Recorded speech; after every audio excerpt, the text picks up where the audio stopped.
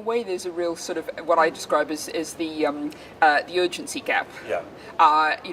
Over here people are talking about things we'll do after 2020, yet the reality is we have to do things in the next 2 or 3 years, certainly if we're going to get to 1.5. Yes. So I think scientists tend to look at what governments are doing now, where policy positions are now, what companies are doing now, and say, oh, well, we'll see some slow, gradual improvement. Yeah. What we actually need to see is a radical change, and that's a political change that we've all got to push for. And it really is a question of political will. I mean, again, something I was at yesterday, apparently I was told that India is connecting to the electricity grid 3 million households a month. Wow. Now, that's a massive figure. And it is, from what I was told, happening simply because there was an absolute political will at the top to say this will happen. Yes. And it did. So what we need to do is deliver that real absolute political will to get a total change. And then, 1.5 is immensely, enormously challenging. There's no doubt about that. Yeah. But it's doable. But it requires a kind of change that lots of scientists who are used to slow, gradual things just aren't seeing at the moment.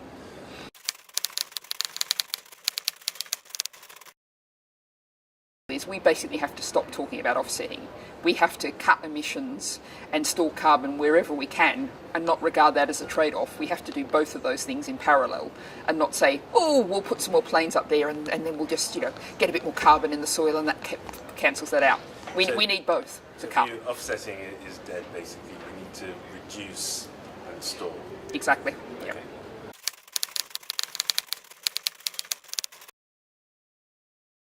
It's very hard to know at the moment what's going to come out of the British government in any area. It's very clear that it's a very unstable situation with the British government. I'm not, broadly hopeful about the current government we have, but how long we'll have the current government is a question that I don't think anyone can answer, but probably not very long is the most likely conclusion. I heard a farmer from Africa a couple of days ago saying how basically there's a real conflict over water developing in significant parts of Africa because both miners want the water for their industrial processes, but also that they're contaminating water so farmers can't then use it. And it's a way in which shows that we're not just talking about climate change here, we're talking about the whole sustainable development issues. Yes. And there is nothing more fundamental than food security. Yep. That is probably the coming challenge, and so what we've got to do is say understand there's lots of things that we simply can't do anymore.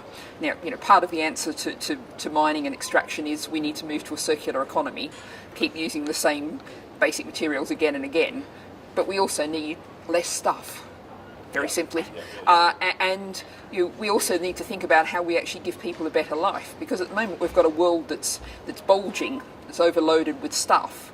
But actually people have got pretty miserable lives, even in developed countries. Yes, I often cite if there's one figure that sums up in Britain how we've got things wrong, the rate of depression among the under-16s has doubled in the past decade.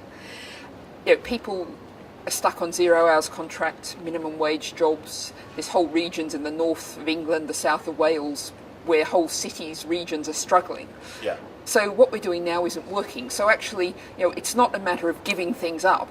It's a matter of gaining a fair, balanced society, one where people are secure.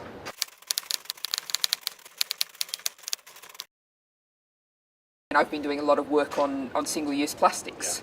And, to try and avoid, to absolutely, to not use any single-use plastics in your life is extraordinarily difficult. And, for individuals, it can't be done without those extraordinary efforts. So what we need is, the companies that make the profits from those goods to find alternatives to stop producing them that way.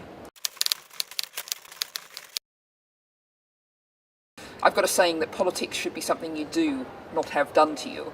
So I want to encourage everyone to do politics. And that might be, starting a campaign in your school to get rid of plastic knives and forks. That's doing politics.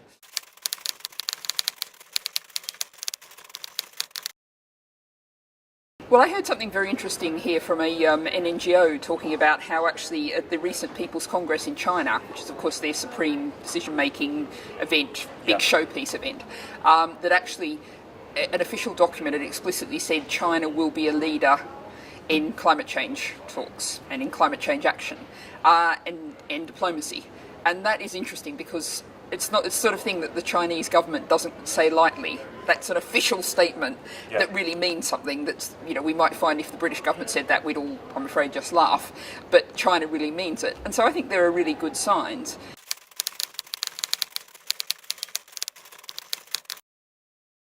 I feel optimistic because I think what we're seeing, it's taken the world a long while to wake up, but there is a real waking up happening. And it's a bit like politics. You're always kind of in the campaign 6 months behind where you'd like to be. We are 10 to 40 years behind where we'd like to be, but we are where we are now, and it is still possible with a massive effort to deliver 1.5, which is what we really need to deliver for those small island states, for all of us. That's something that gives us real security, whereas 2 degrees is getting very dangerous territory. So we can deliver security. And the one thing that we really need to do is see a whole step change here, to bridge that urgency gap, to see people say, right, I'm not going to talk about doing something in 5 or 10 years' time. I'm going to make the change now and deliver the change now. Right. So it's a case of really getting the urgency, putting us on an emergency footing and saying we're going to do all of these things, which will also, if we think, the British context in terms of things like renewable energy, warm, comfortable, affordable to heat homes, create jobs, small businesses. There's huge numbers of positives in very traditional terms that we can get out of tackling climate change. Okay, thank you very much. Thank you.